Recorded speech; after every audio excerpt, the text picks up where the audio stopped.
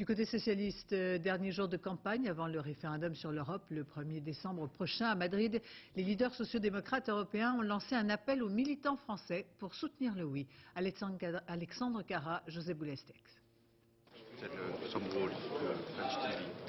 Ni français ni espagnol quand François Hollande et José Luis Zapatero se parlent, c'est en anglais.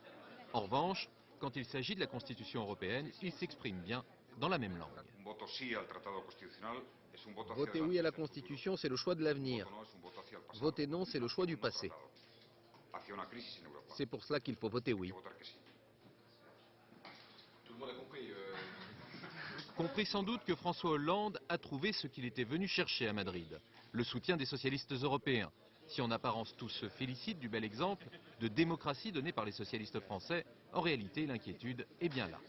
Ils nous regardent à la fois avec interrogation, espoir et en même temps gravité. Nous allons décider, nous, les 125 000 socialistes français, du sort de l'Europe pour les prochaines années. Et quand le patron des socialistes européens intervient, on dirait la réponse comme soufflée par un partisan français du oui.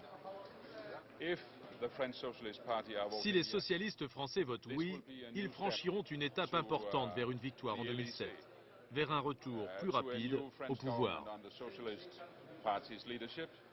À quelques jours du référendum interne, François Hollande ne cache pas sa volonté de dramatiser l'enjeu, en montrant qu'avec un non, les socialistes français pourraient bien apparaître comme les mauvais élèves de la classe européenne.